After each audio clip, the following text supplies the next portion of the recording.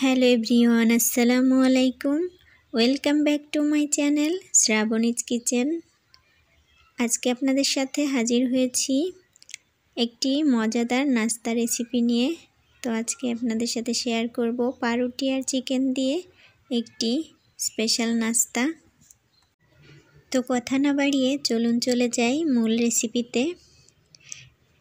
প্রথমে আমি এখানে 5 পিস পাউরুটি নিয়েছি। তো আমি ছোট সাইজের পাউরুটিগুলোকে নিয়েছি।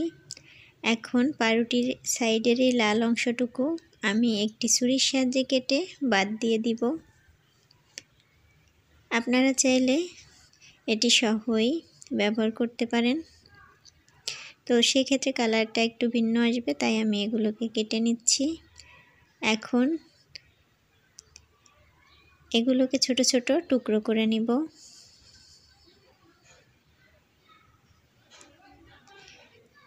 তো সবগুলোকে আমি একইভাবে ছোট ছোট টুকরো করে নিয়েছি। এখন একটা ব্লেন্ডারে আমি এই পাউরুটিগুলোকে ব্লেন্ড করে নিব। এখন আমি এগুলোকে ব্লেন্ড করে নিচ্ছি। আপনারা চাইলে হাত দিয়েও ছোট ছোট টুকরো করে নিতে পারেন। তো দেখুন আমি ব্লেন্ড করে নিয়েছি, এরকমের মিহি হয়েছে। এখন এখানে নিয়েছি মুরগির মাংস। তো আমি মুরগির বুকের মাংসটাকে সিদ্ধ করে নিয়েছি। আমি হাড় ছাড়া মাংসটা নিয়েছি। তো এখন এগুলোকে হাতের সাহায্যে ছোট ছোট টুকরো করে নিয়েছিলাম। আর এখন আরও ছোট টুকরো করার জন্য একটা ছুরির সাহায্যে আমি এগুলোকে একটু কেটে নিচ্ছি। যেহেতু আঁশ রয়ে গিয়েছে, তাই এগুলোকে কেটে নিতে হবে। তো সবগুলোকে আমি কেটে নিয়েছি। এখন নিয়ে নিচ্ছি একটি মিক্সিং বোল। তো আগে থেকে সিদ্ধ করে রাখা কিছু আলু নিয়ে নিয়েছি। এখন হাত দিয়ে আলুগুলোকে একটু ম্যাশ করে নিচ্ছি। তো আমি ম্যাশ করে নিয়েছি। এখন সেই চিকেনগুলোকে আমি এর সাথে অ্যাড করব।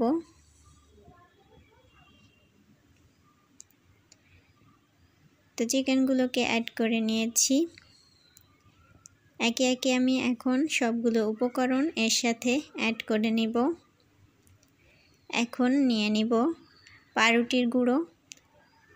তো যে পাউরুটিটা আমি গুঁড়ো করে নিয়েছি, সেখান থেকে আমি হাফ কাপ করে 1 কাপ পরিমাণ নিয়েছি। নিয়ে নিচ্ছি 1 কাপ পরিমাণে পেঁয়াজ কুচি। নিয়ে নিচ্ছি আদা রসুন পেস্ট 1 টেবিল চামচ।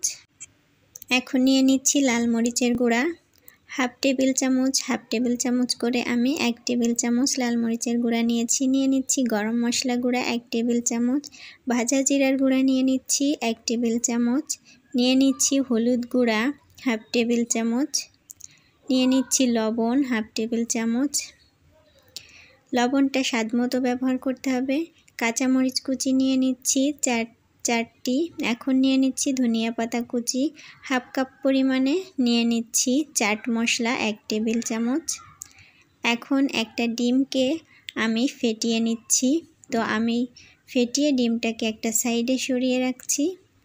এখন আমি বলে যে উপকরণগুলোকে নিয়েছি সেগুলোকে হাত দিয়ে একটু ভালো করে মিশিয়ে নিব। তো অবশ্যই ভালোভাবে মেশাতে হবে।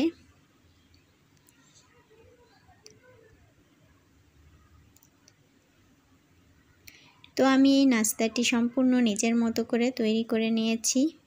তো মেশানো হয়ে গেলে ফেটিয়ে রাখা ডিম থেকে আমি কিছুটা পরিমাণে দিয়ে দেব। একবারে পুরোটা ডিম আমি ব্যবহার করব না, যতটুকু আমার প্রয়োজন হয় ততটুকুই ব্যবহার করেছি। সব কিছু ভালো করে মেশানো হয়ে গেলে হাতে একটু তেল মাখিয়ে এখান থেকে একটু নিয়ে এভাবে একটা শেপ দিয়ে নেব। তো আমি একটা চ্যাপ্টা শেপ এভাবে দিয়ে নিয়েছি, একেবারে রাউন্ড শেপ দিব না। তো সবগুলোকে আমি এভাবেই তৈরি করে নিব। তো একটা করে সবগুলো আমি অফ ক্যামেরায় তৈরি করে নিয়েছি। এখন এগুলোকে ভেজে নেওয়ার পালা। তো আগে থেকেই চুলায় একটি প্যান বসিয়ে তেল গরম হতে দিয়েছিলাম। হালকা গরম হলে আমি এগুলোকে দিয়ে দিব। তো অতিরিক্ত গরম তেলে এগুলো ভাজা যাবে না, তাহলে উপর থেকে কালার চলে আসবে, ভেতরটা ভাজা হবে না। তো আমি এগুলোকে একটা সাইড ভেজে উল্টিয়ে নিচ্ছি। সবগুলোকে এক এক করে আমি উল্টিয়ে নিব। তো একটা সাইড হয়ে গেলে উল্টিয়ে নিয়েছি, এখন আর একটা সাইড ভেজে নিব। আর একটা সাইড ভাজা হয়ে গেলে একটি ছাঁকনির সাহায্যে আমি এগুলোকে তুলে নিচ্ছি। তো এভাবে আমি সবগুলো অফ ক্যামেরায় ভেজে নিয়েছি। তো দেখুন কালারটা কতটা লোভনীয় এসেছে। যেহেতু ঘরে থাকা সামান্য উপকরণ দিয়েই রেসিপিটি তৈরি করা যায়, তো আপনারা সহজে এই রেসিপিটি তৈরি করে নিতে পারবেন। সন্ধ্যার নাস্তায় বা যে কোনো মেহমানদারিতে এটি একদম পারফেক্ট একটি নাস্তা রেসিপি। এখন আমি এগুলোকে পরিবেশন করে নিয়েছি। আপনারা চাইলে যে কোনো সসের সাথে এটিকে পরিবেশন করে নিতে পারেন। তো আমার এই রেসিপিটি আপনাদের কাছে কেমন লেগেছে অবশ্যই জানাতে ভুলবেন না। রেসিপিটি ভালো লাগলে চ্যানেলটি সাবস্ক্রাইব করে পাশে থাকবেন। আরও এই ধরনের নতুন নতুন রেসিপি পেতে পাশে থাকা বেল আইকনটিকে ক্লিক করে রাখবেন।